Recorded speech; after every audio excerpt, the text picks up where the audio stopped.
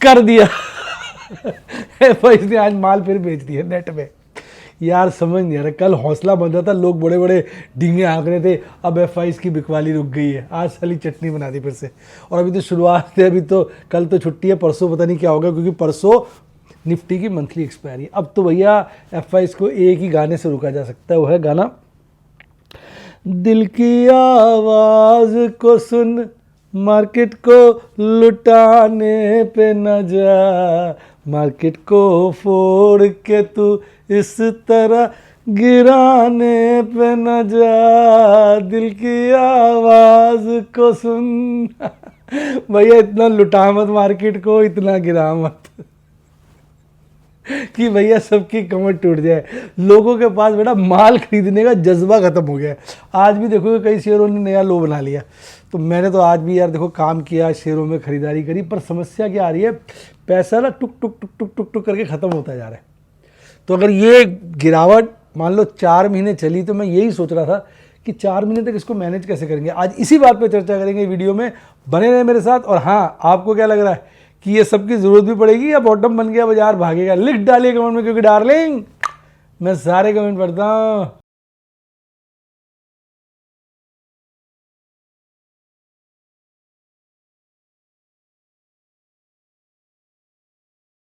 Share बाजार में assured या गारंटीड प्रॉफिट की उम्मीद नहीं रखनी चाहिए, या कभी भी किसी भी वक्त कोई भी अनएक्सपेक्टेड इवेंट की वजह से बहुत बड़ा घाटा हो सकता है, जिसके चलते आदमी की सारी पूंजी तबाह हो सकती है और वो फेल भी हो सकता है। शेयर बाजार बहुत ही खतरनाक जगह है, यहाँ एक भूल ही फाइनेंशियल तबाही के लिए काफ़ी है। मैं केवल एजुकेशनल वीडियोस ही बनाता हूँ, मैं कोई बाय सेल रिकमेंडेशन नहीं देता हूँ। चर्चा किए गए स्टॉक उदाहरण के लिए हैं और खरीदने या बेचने की कोई रिकमेंडेशन नहीं है। मेरा यह मानना है कि शेयर बाजार में निवेश किसी के कहने पर नहीं करना चाहिए, बल्कि अपने रिस्क एपेटाइट और जानकारी के हिसाब से करना चाहिए। सदा याद रखें, जिसने ली टिप उसकी हुई डिप। शेयर बाजार में निवेश जोखिमों के अधीन है। निवेश करने से पहले सभी संबंधित दस्तावेजों को ध्यान से पढ़ें। हाय गाइस, आपका स्वागत है आपके अपने जो MKJ talks for investment in Hindi में। कितने कैसे हैं आप? यार देखो, एफआईज ना कहते हैं ना कि बड़ा यार, एफआईज तो इस वक्त बिल्कुल ना बेदर्दी हो गए हैं। तो अब क्या बोलूँ, आज फिर नेट में गिरावट कर डाली, और आज तो भाई साहब कैश सेगमेंट में अच्छी खासी बड़ी बिकवाली की है। वो तो भला हो डीआईज का, उन्होंने माल खरीद लिया। कहते हैं ना, तो इस वक्त तो एफआईज वो बेदर्दी बालमा हो गया है, जिसको मन बड़ा याद करता है, पर वो तो छोड़ के जाने को तैयार है। क्या बोले, अब देखो मैं आपको डेटा दिखाता हूँ।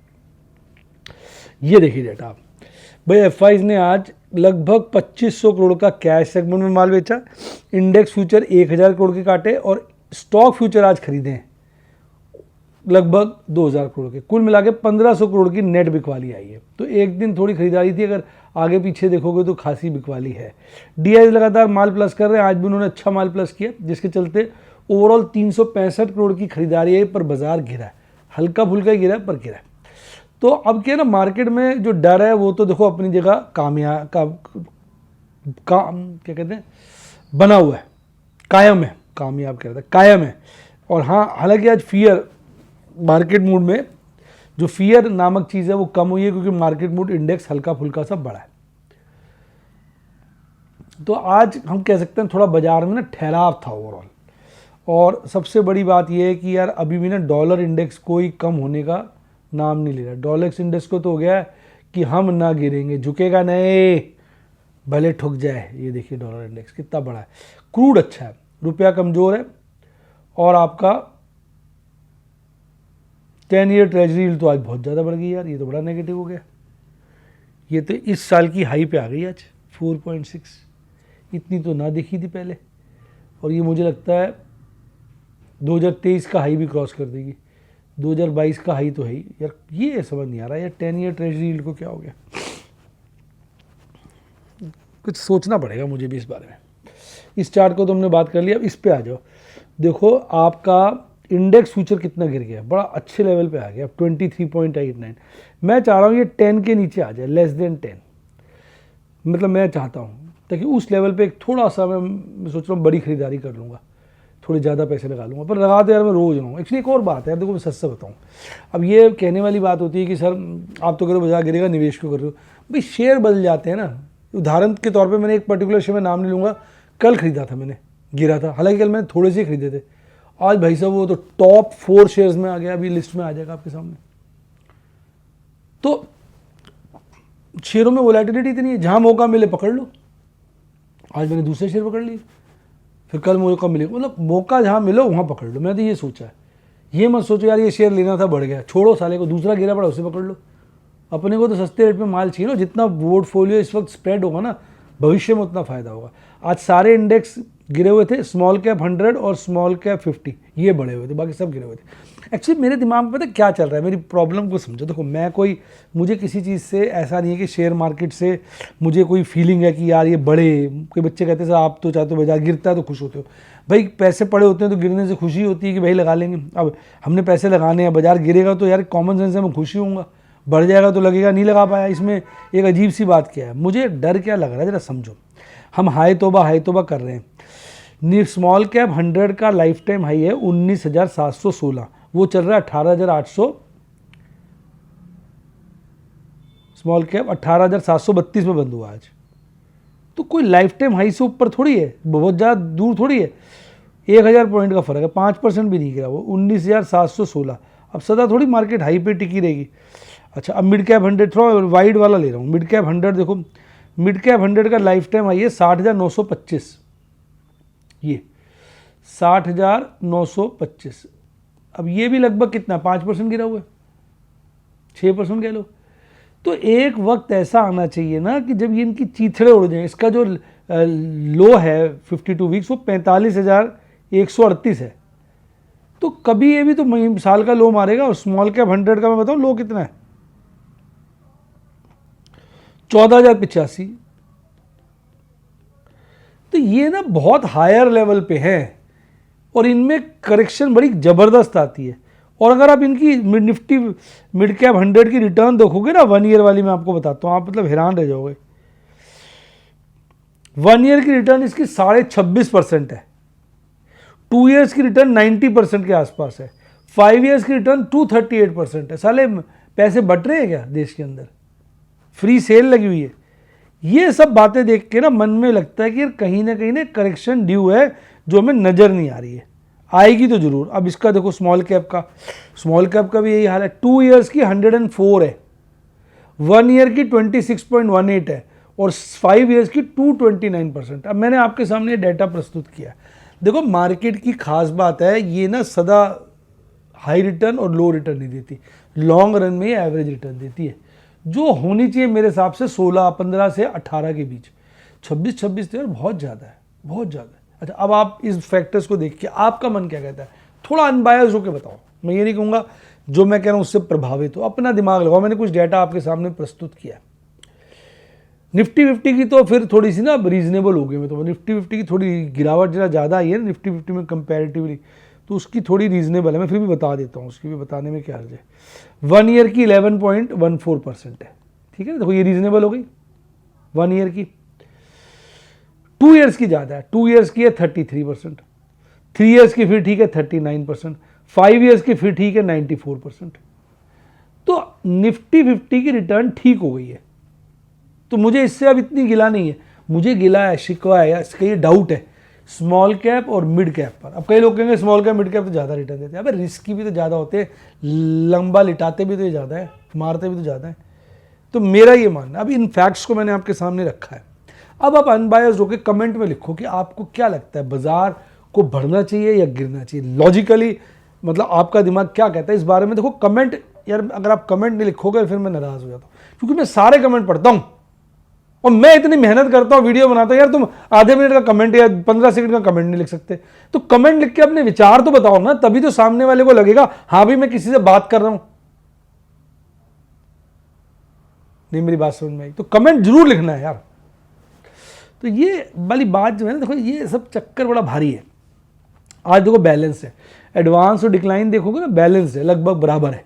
देखो आरबीएल पीछे गिरा हुआ तो आज गोली हो गया, इसको मैंने खरीदना था, हालांकि मैंने तो महंगा ही खरीदा, मौका नहीं मिला। बायोकॉन, इंटरग्रुप भाग रहे थे, मतलब मौके दे रहे हैं। पीबी फिनटेक आज को बड़ा मारा, माइक्रोटेक, सीमेंस और आपका डालमिया भारत मार दिया, मतलब कभी किसी को मार रहे कभी किसी को। यहाँ 22 शेयर बढ़े हुए थे, 28 गिरे हुए थे। अब आप देखो कल जहाँ बाजार बंद हुआ आज उससे ऊपर खुलता है, बड़ी अच्छी बात है। खुलते ही आज का बॉटम लगा देता है और फिर तो आज का पीक लगा देता है। मतलब है क्या ये, तमाशा है। खुला कल से थोड़ा ऊपर, कल बाजार बंद हुआ 23,753, खुलता है 23,770 के लिपिट में कह लो, एकदम गिरता है 23,685, कल के क्लोज से नीचे बॉटम लगाता है, फिर भागता है, आज का हाई बनाता है 23,867, कमाल है, फिर सारा दिन गिरता रहता है और यही बॉटम आखिरी क्षणों पे भी पकड़ लेता है और अल्टीमेटली 23,723 पर बाजार बंद होता है, 27 पर, लगभग 25 पॉइंट, हल्का मामूली गिरावट 0.11% की गिरावट के साथ बंद होता है। टाटा मोटर आज तो ऐसा था, दिल की आवाज को सुन टाटा मोटर के फसाने पे न जा ये मार सकता है साला। आज तो भागा हुआ था खूब, आज ये 440 के ऊपर बिक गया मेरा ख्याल। मैंने यार कैश में भी बड़े पकड़ लिए टाटा मोटर ना, हालांकि लॉस हो रहा है भारी। कहते कि चोर चोरी से जाए, हेरा फेरी से ना जाए। 745 का टॉप लगाया है, तो नाना करते हुए टाटा मोटर मेरे पास आ ही जाता है, नहीं समझे। जैसे कोई दिल रुबा होती है ना पुरानी, उस तरह से है ये, छूटती नहीं है। Adani enterprise, BPCL, Eicher, ITC, Trent, Britannia बढ़े हुए थे। बात यह है पैसे खत्म होते जा रहे हैं, कहीं से नए पैसे आए, नई लॉटरी आए तो लगाए। बाकी देखते हैं। आज जो गिरे थे हिंडाल्को, इंडसइंड बैंक, आज इंडसइंड बैंक की लग गई, SBI, Titan, SBI life, JSW steel, power grid का ऑप्शन, ये बहुत ज़्यादा गिरे हुए थे। तो आज अब देखो 2 दिन से बाजार के आप देखो कंसोलिडेट हो रहा है, फिर यहाँ पर अब कंसोलिडेट हो रहा है 200 दिन मूविंग एवरेज के पास, जो कि खतरनाक है खतरनाक पॉइंट पर कंसोलिडेट हो रहा है। यहाँ से कंसोलिडेट के ऊपर भागा तो फिर 1000-1200 पॉइंट की तेजी दिखा सकता है, गिर गया तो वही बात है, 1000-1200 पॉइंट गिर भी सकता है। तो बड़ी दिक्कत है यहाँ पर। एमएससीडी चार्ट तो मजबूती के साथ बेरिश क्रॉसओवर बनाए बैठा है। आरएसआई ऐसे पॉइंट पर खड़ा हुआ, कभी नीचे चला जाता है, कभी थोड़ा ऊपर, अभी भी 40 के नीचे है। तो ओवरऑल टेक्निकल चार्ट में कहूँगा थोड़ा कमजोरी की तरफ ही है, इसको मजबूती तो हम कहीं से भी नहीं कह सकते। हालांकि परसों मंथली एक्सपायरी है, 24,000 के लेवल पे ही मैक्सिमम पेन कल भी बना हुआ था, आज भी बना हुआ था। कल सेकंड हाईएस्ट 25 पे था, आज वो 23,800 पे आ गया।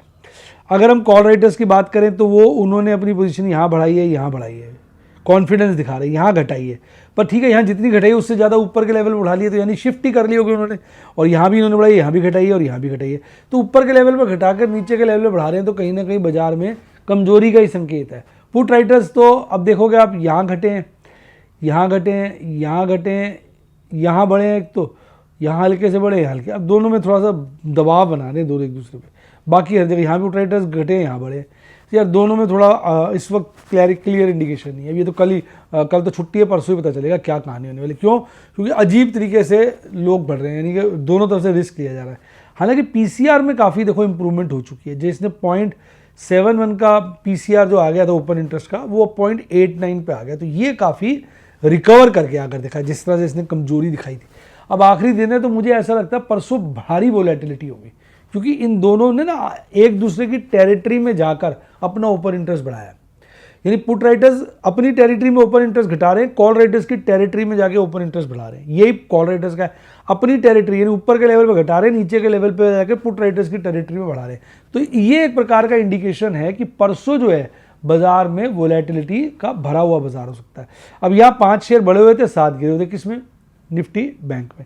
निफ्टी बैंक जो है अगर आप देखोगे कल 51,317 में बंद हुआ, तो उससे हल्का नीचे खुला, ये सारा दिन वोलेटाइल रहा। हालांकि इसने भी बॉटम और पीक शुरू में बनाया और उस पीक को इसने रीगेन किया एंड पे, जबकि निफ्टी 50 में क्या था, बॉटम और पीक शुरू में बनाया पर उसने बॉटम रीगेन किया था एंड में। बॉटम रीगेन नहीं बोलेंगे, वर्ड रीगेन गलत होता है, बॉटम पे फिर पहुंच गया था वो एंड में। ये देखिए, ये देखिए, ये बॉटम और पीक बनाया और बाद में बॉटम की तरफ बढ़ गया निफ्टी 50। अगर निफ्टी बैंक की बात करोगे आप देखो, निफ्टी बैंक ने भी बॉटम और पीक शुरू में बना लिया पर बाद में ये पीक की तरफ बढ़ गया। हालांकि वोलेटाइल ज़्यादा रहा क्योंकि आज इसकी एक्सपायरी थी, तो दोनों तरफ के लोगों को मारा होगा। आज इसने 51,137 का लो लगाया और 51,382 का पीक बनाया। यानी कि अगर आप देखोगे ज़्यादा मूवमेंट नहीं थी, मुश्किल से 250 पॉइंट में ही फ्लक्चुएट करता रहा। यानी इसने बेसिकली आज कॉल और पुट दोनों को डीके कराया। अच्छा, AU small finance, IDFC first, PNB, Kotak और आईसीआईसी बैंक चढ़े हुए थे गिरने वालों में, बाकी सब गिरे। तो बड़े बैंक तो गिरे हुए थे, जैसे आपका एचडीएफसी बैंक हो गया, एसबीआई हो गया, इंडसइंड बैंक हो गया। बैंक आज इसने बड़ा अच्छा फोटो दिया है, बड़े वाला फोटो है, जरा देखना, जो बैंक्स की डिटेल दी है ना वो बड़ी अच्छी आई है आज, मोटे मोटे अक्षरों में आई है। पता नहीं क्यों इतना अच्छा मुझे कभी नहीं मिला, ऐसा दिया करो, चेक करो जरा, ब्लैक वाला जो है बहुत ही ज़बरदस्त आया स्क्रीन। अब इसकी बात करें चार्ट की, तो ये चार्ट भी वही हो रहा है, ये कंसोलिडेट कर रहा है लोअर बोलिंजर बैंड के पास, 50 डेज 200 डेज मूविंग एवरेज के पास ही है, बहुत दूर नहीं है। एमएससीडी चार्ट पे बियरिश क्रॉसओवर मजबूत हो रहा है, आरएसआई क्रिटिकल लेवल 40 के लपेटे में घूम रहा है। तो हम ये कहेंगे कि इसका चार्ट भी कहीं ना कहीं थोड़ा वीक साइड पे ही है, स्ट्रॉन्ग साइड पे हम इसको नहीं कह सकते। आज वो डेटा नहीं दिया आपने इसका पीसीआर वगैरह तो खत्म हो गया ना इसका सारा, इसका तो भैया मैंने आज 6 कंपनियों में खरीदारी करी है। देखो मैं आपको डेली बता देता हूँ कि भैया मैंने कितनी कंपनियों में खरीदारी करी, मैं कहीं भी बिकवाली नहीं कर रहा। हालांकि 1-2 ऑर्डर में बिकवाली के डालता हूँ, कुछ शेयर मेरे ऊपर के रेट पे मैं उनसे निकलना चाहता हूँ, प्रॉफिट बुक करना चाहता हूँ, पर वो रेट नहीं आता उसके आसपास से ही। जैसे मैंने एक शेयर को बिकने जो लिखाया 189 का, तो वो उसने आज बॉटम टॉप बनाया 188.88 का, तो कटा ही नहीं, बिका ही नहीं। कल भी ऐसे ही हुआ था। तो कुछ एक शेयर बेचना चाहो, अदरवाइज तो मैं तो सारा का सारा धीरे धीरे हाथ खींच के खरीद रहा हूँ हाथ खींच के, क्योंकि मुझे लग रहा है बाजार गिरेगा तो नीचे के लेवल पे खरीदना है, पर अब नहीं गिरेगा तो जो बाकी बचे हुए पैसे हैं बाद में काम आ जाएंगे कहीं ना कहीं। और फिर ऐसा कि मैं तो निफ्टी 50 में तो कौन सा लगा रहा हूँ, निफ्टी 50 भाग भी जाएगा तो कहीं ना कहीं ऐसे शेयर मिलेंगे जो बहुत नीचे होंगे। अब जिस दौर में बाजार है ना, 52 वीक लो वाले शेयर कोई ना कोई बढ़िया नज़र आते रहेंगे, मिलते रहेंगे, उनका मौका हाथ से जाने वाला नहीं है, ऐसा मेरा विचार। आपका क्या विचार है कमेंट में लिख दीजिए। यही सब चीज़ें मैं वीडियोस के द्वारा, सिनॉप्सिस के द्वारा, डेमोस के द्वारा अपने स्टूडेंट्स को व्हाट्सएप और यूट्यूब पे सिखाता हूँ। व्हाट्सएप पे अगर आपको स्टूडेंट बनना है तो 70 11 323 077 70 11 323 077 पे मेरी टीम को कॉल करिए। पर बिवेयर, हम कोई बाइंग सेलिंग रिकमेंडेशन नहीं देते हैं, सिर्फ हम लोग कहते हैं भैया, कोई पूछ भी लेता है तो कहते हैं भैया अपने रिस्क एपेटाइट से करना है ट्रेड, हमारे पास कोई बाई सेल रिकमेंडेशन नहीं है। हमारा जोर सिखाने पर है, आपको risk reward, risk management, cash management और किस तरह से रिस्क एपेटाइट के हिसाब से ट्रेड करना चाहिए, ये समझाने का पर्पस है। तो कोई भी हम स्टॉक्स की हम बातें भी करते हैं तो कोई बाय सेल रिकमेंडेशन नहीं है। और अगर आपने डीमैट अकाउंट खुलवाना है तो लिंक डिस्क्रिप्शन बॉक्स में, वेट क्यों कर रहे हो, फटाफट मेरी टीम को भी कॉल कर सकते हो, पूरी हेल्प करेगी। और टेलीग्राम चैनल का लिंक भी डिस्क्रिप्शन बॉक्स में। इसी के साथ साथ bye bye, God bless you, happy investing, और आप स्टॉक मार्केट के बेताज बादशाह बने।